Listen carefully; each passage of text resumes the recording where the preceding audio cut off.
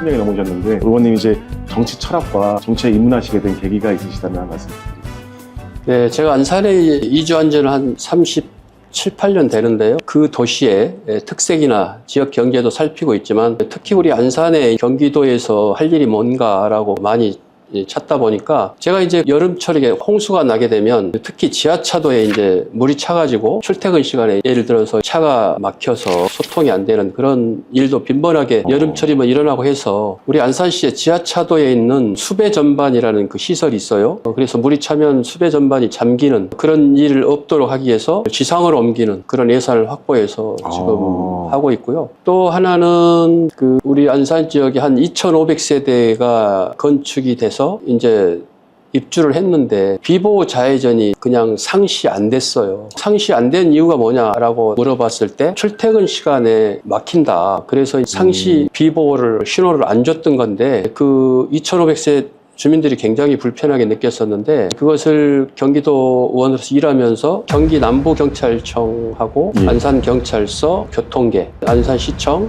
담당 이렇게 현장에 나오게 해서 이게 출퇴근 시간을 제외한 주말이라든가 이런 시간에는 자유롭게 비호 자해전 신호를 줘야 된다. 네. 합의해서 한 달간 시범으로 한 다음에 별 지장이 없다 해서 2,500세 주민들에게 그런 비보호 자해전을 신호를 하게끔 그런 일을 했고요. 신안산대학교라고 있어요. 신안산대학교에서 초지역으로 들어오는 퇴근 시간에 한 차선만 우회전하는 차선이 있어서 출근 시간에는 4차선이 좌회전을 해서 공단으로 들어가는데 퇴근 시간에는 한 차선만 우회전해서 지역으로 오기 때문에 굉장히 퇴근 시간에 차가 밀렸었는데 2개 차선으로 확대해서 우회전을 하다 보니까 끼어들기도 없어지고 굉장히 소통이 원활한 그런 일들이 저는 보람되게 느끼고 있습니다. 예, 맞습니다. 우리가 흔히 하는 말로 뭐 정부에서도 얘기하고 사실 뭐 국회의원들도 얘기하고 또 지자체 단체장들도 얘기하고는 있으나 서남북권의 시민들이 국민들이 찾는 도시가 사실 어찌 보면 우리 안산이라고 할 수가 있는데 그동안 우리 안산이 화성과 시흥 사이에 이제 중간에 있는 도시로서 어찌 보면 우리 안산은 바다가 있고 아름다운 시야호가 있는데도 그것을 관광이라든가 그런 사업으로 앞서가지 못하고 어찌 보면 그냥 멈춰버리는 그런 우리 안산이 돼 있는데 안산을 조금 더 그 관광객이 찾는 도시로 또 만드는데 좀 더 관심을 갖고 일하고 싶고요. 저는 또한 우리 반월 국가공단이 30년이 넘다 보니까 사실 공단이 좀 보면 낙후되고 많은 리모델링 해야 될 부분도 많은데 공단이 살아야만이 우리 안산 지역 경제가 산다 고 생각을 해요. 거기에 더불어서 이제 관광객 유치라든가 이런 것도 물론 지역 경제 우리 소상공인 살리는데 많은 보탬이 되겠지만 서해안 중심 도시로 그 역할을 하기 위해서는 특히 찾고 싶은 도시, 누구나 찾고 싶은 도시를 만들기 위해서는 그런 관광 인프라를 잘 구축을 해야 된다는 그런 생각이고요. 국가공단이 또 활성화해야 된다는 두 가지의 생각을 갖고 있습니다. 네, 좋은 말씀 감사합니다. 뭐 여러 가지가 있지만 뭐 한두 가지만 예를 든다라고 한다면 원곡동, 백운동, 신길동, 선부 1동, 2동이 제가 속한 지역구인데요. 특히 이제 우리 원곡동에 이제 다문화 거리가 있는데 사실 우리 시민들이나 외부 관광객들이 다문화 거리를 찾을 때 도시를 찾아왔는데 주차 딱지를 띈다든가 이런 불편이 있어서 주차 타워를 건립하는데 전액은 아니지만 일부 도비를 가져와서 완공을 한 게 보람이 있었고요. 또 하나는 우리 안산이 이제 많이 예전부터 매스컴에 보면 안 좋은 상황들이 많이 발표가 됐었는데 그래서 저는 그런 안전을 좀 중요시해서 CCTV라든가 이런 것을 좀 많이 확충을 했어요. 그런 안전한 도시가 되기 위해서 CCTV 확충 이런 사업에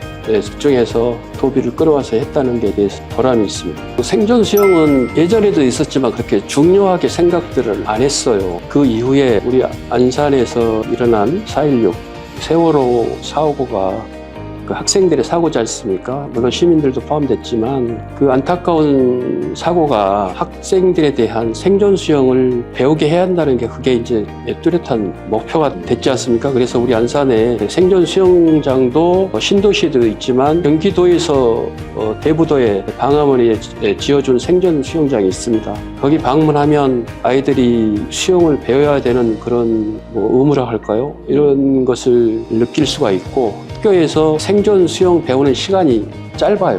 그런 시간을 좀 확대해서 의무 교육을 확대해야 된다. 이런 것도 제가 발언을 통해서 지적한 바가 있고요. 그래도 지금은 좀 체계적으로 좀 확대가 됐지만 아직도 생존 수영장을 학교에서 학생들이 이동을 해야 되기 때문에 좀 이동 수단이 부족해서 교육에 좀 불편함이 있지 않을까 생각을 해서 교육감님이나 도지사께 제가 발언도 했습니다만 아직까지 미비한 점들이 있습니다. 그 생존 수영에 대해서 더욱더 관심을 갖고 아이들이 그 육시에 생존 수영으로 인해서 자기 생명을 보호할 수 있는 그런 교육이 될 수 있도록 더 관심을 갖고 일하겠습니다.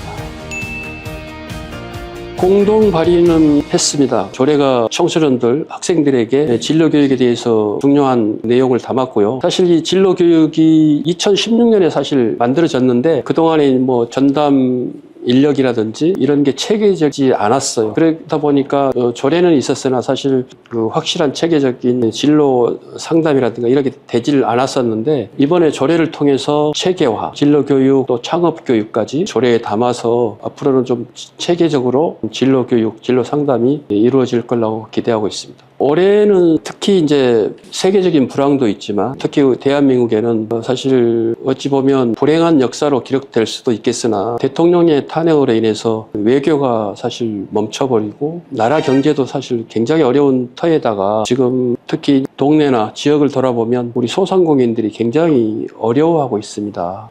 우리 지역 경제는 우리 소상공인들의 그런 목소리로 가늠할 수가 있는데 올해는 특히 지역 경제가 어렵기 때문에 우리 소상공인들이 상당히 제가 보기에는 뭐 경기 신보라든지 이런데 그 물어보면 대출을 받기 위해서 예전 평상시보다 더 신청자가 많다고 합니다. 그것은 경기가 좋으면 대출 받으려고 하겠습니까? 경기가 어려우니까 대출을 받으려고 하고 있는데 저의 경기도 의원으로서 역할은 도민들의 나은 삶을 위해서 이제 정치를 한다고 보기 때문에 우리 소상공인에 대한 지원에 대한 문제 그래야만이 우리 도민들이 더 삶의 질이 나아진다고 생각하기 때문에 제가 목표라면 도민들의 삶에 조금이라도 보탬이 될 수 있도록 경기도나 경기도의회에서 어떤 지원책 그런 것 등등 전통시장 상가, 골목상권 활성화에 더 매진할 때가 지금이 아닌가 이렇게 생각합니다. 그래서 그 역할을 저 혼자의 힘으로는 아니고 경기도 의회 의원들 다수가 더 공감하고 있는 내용이기 때문에 여러 가지 이제 뭐 발언을 통해서 또 집행부 상대로 또 어떤 업무 보고나 뭐 여러 가지 예산 추경을 통해서라도